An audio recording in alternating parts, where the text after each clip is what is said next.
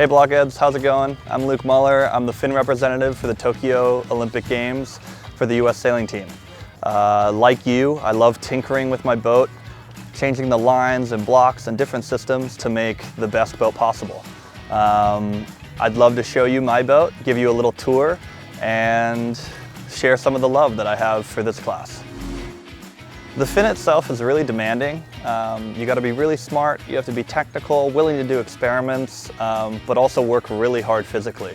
That has created a lot of really good sailors like Russell Coots, Giles Scott, Ben Ainsley, people that I myself and I know you look up to. It's certainly made me a better sailor and some of my friends a better sailor, and it's really a joy. So like your opties and lasers, the fin is really difficult in heavy wind, but we start hiking in about 8 knots. So we're hiking most of the time and it's really physically demanding, and downwind we're free pumping. So it's kind of like rowing, our heart rates are through the roof, and instead of crossing a finish line at the end of a rowing race, we have to look behind us, make a tactical decision, get into the best breeze on a lifted tack, and fight against everyone else who's doing it. In that way, the fin's really demanding, but it's really fun because the racing's really close. So when I got into the fin class, I thought it was a little kooky to name your boat. In lasers, we don't typically name our boats, but in the fins, it's a bit of a tradition. This hull is affectionately known as the Hurricane Hen. This boat is custom made for the Tokyo Olympic Games. It's one of 2 that I ordered for this Olympics. One thing that's unique about the fin is that it has no standing rigging and it's a carbon mast. So our masts are built to our specifications with certain fore and aft and side-to-side bend characteristics. And we can move the base and the deck in order to get that mast bend that we most desire. If you see here at the base of the mast, these are called deck chocks. One thing that my training partner Eric Anderson developed was captive mast chocks, which is a system of bungees with a loop so that they don't fall out when you flip. This is something that the US team are the only ones that run. No one really knows about it. It was developed during the pandemic, so it's a bit secret for now. And then, if you can see down here, we can change our mast setup in the bottom, kind of like an opti. We have a turn dial like you guys do. The only difference is we have a carbon mast that bends much more than your guys' rigs. So this mast is a Wilkie. It's all carbon fiber. It's made to my specifications. It's fully custom. An engineer named Christoph has a small shop on a lake in Switzerland, and they are good. They specialize in marine composites.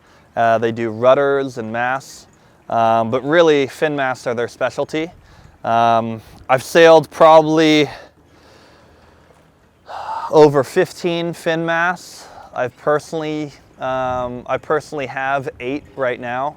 Obviously I've bought and sold many others over the years. But yeah, they're all custom. They're made to my weight and my sailing style. And it's a very intimate part of every fin sailor's quiver is what's their side bend, what's their fore and aft bend characteristics, and really how it relates to the sail-mast combo.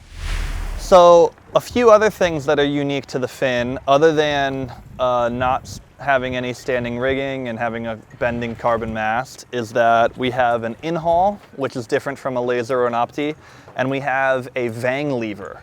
So instead of having a vang directly to the boom, we actually have this lever system where, as you can see, there's what we call the vang primary, which goes down to the base, and the secondary purchase system.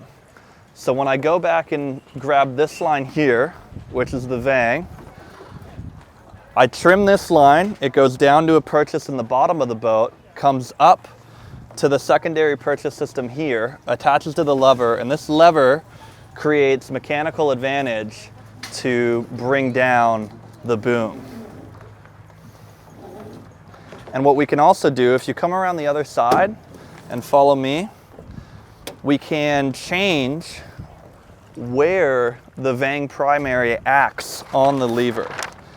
And so, as you can see here, we have a adjustable splice And so we can change how tight it is when we ease the Vang control line to the max ease setting.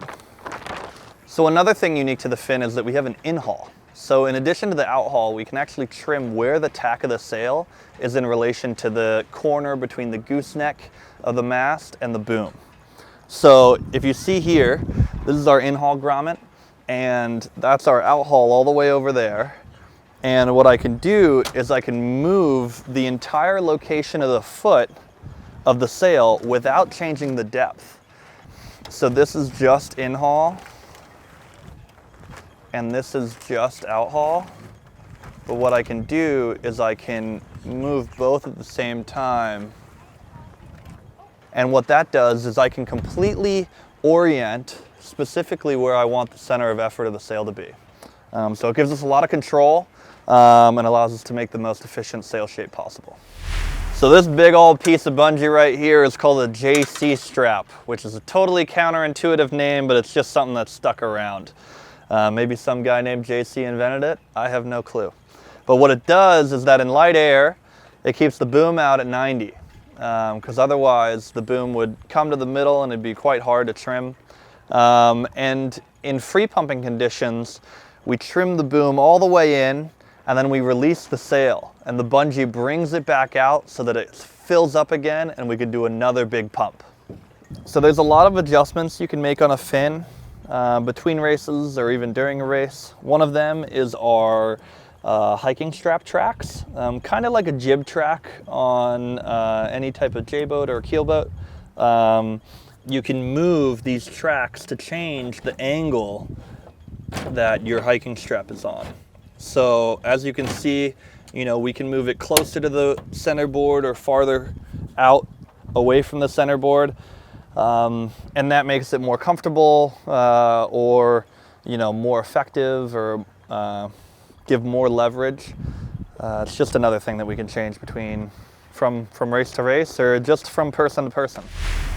So another thing that's important to the fin, like in any boat, is having scales or trimming markings. Obviously, we always want to rely on our sail trim eye and looking at the sail shape, but we also want to be able to make really quick adjustments when we're in a really tight situation or our heart rate's through the roof and we can't think straight. So one place where I have markings is actually my traveler. As you can see here, it shows me where my boom is in relation to the deck. And so when I'm hiking full out on an upwind, I don't have to bring my head up and check where the boom is in relation to the rail. I can just simply look at the inside rail, look at the number where I'm at, and relate that to the information I'm getting from the hull, from the tow strap, as well as the speed through the water. So another scale that I have on my boat is my out-haul. As you can see, I have 1 through 5 there, and that just really allows me to change from a downwind to an upwind setting or change from a light wind to a heavy wind mode. And so it's really bright, the white against the black, so I can see it from anywhere, even when the sail's all the way out. And it's just a really good way to know where my sail's at.